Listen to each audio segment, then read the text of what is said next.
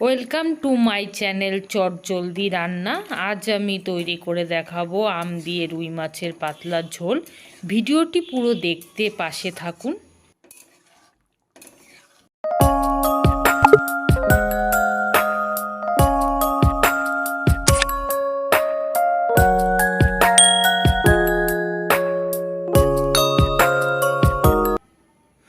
আম রুই বানাতে উপকরণ লাগছে নুন হলুদ মেখে রাখা মাছ, কেটে রাখা আলু, একটা কাঁচা আম, কাঁচা পাকা লঙ্কা, হলুদ গুঁড়ো, জিরের গুঁড়ো, ধনে গুঁড়ো, পাঁচফোড়ন, স্বাদ মতন লবণ।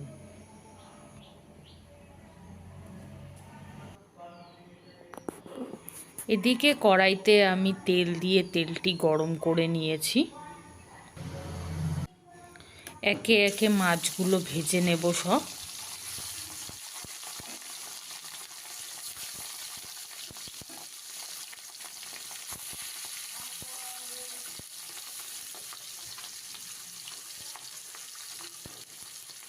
একটু লাল করে ভেজে নিয়েছি। মাছ ভেজে নেওয়ার বাকি তেলটুকুতে আমি দিয়ে দেব শুকনো লঙ্কা, পাঁচফোড়ন,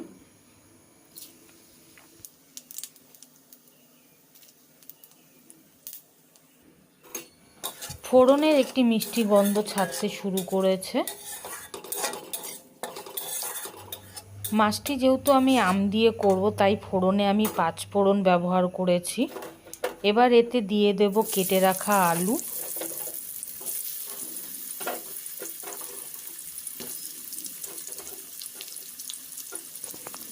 দিয়ে দেব হলুদ গুঁড়ো দিয়ে একটু নাড়াচাড়া করে ভেজে নেব। দিয়ে দেব স্বাদ অনুসারে লবণ দিয়ে আলুটি ভালো করে একটু লাল করে ভেজে নেব।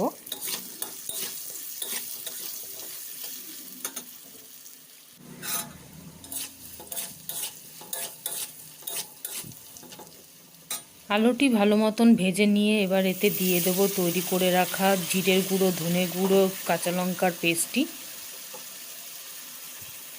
দিয়ে দেব কাশ্মীরি লঙ্কার গুঁড়ো ভালো রঙের জন্য, দিয়ে ভালো মতন কষিয়ে নেব।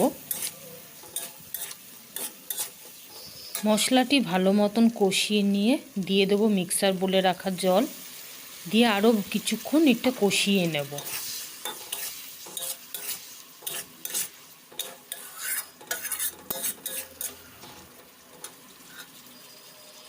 মশলাটি ভালো মতন কষিয়ে নিয়েছি। এবার এতে দিয়ে দেবো পরিমাণ মতন জল। মাছের ঝোলটি আমি একটু পাতলাই রাখবো, তার জন্য জলটা একটু বেশি ব্যবহার করছি।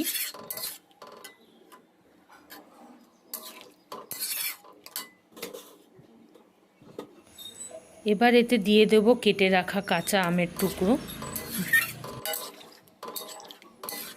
কাঁচা আম দিয়ে এবার এটাকে ঢাকা দিয়ে 5 মিনিট ফুটিয়ে নেব। ঢাকা দিয়ে ঝোলটি ভালো মতন ফুটিয়ে নিয়েছি। এবার এটা নাড়াচাড়া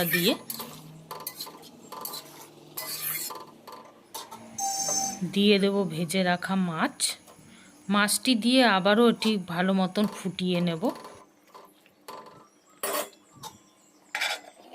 আবারও ঢাকা দিয়ে এটিকে ভালো মতন ফুটিয়ে নিয়েছি। এটা সম্পূর্ণভাবে তৈরি হয়ে এসেছে। দেখুন কত সুন্দর রং এসেছে।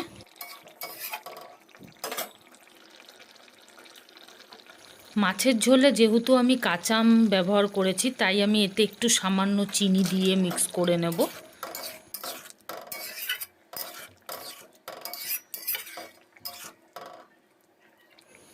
তৈরি হয়ে গেল আমাদের কাঁচা আমের রুই মাছের পাতলা ঝোল।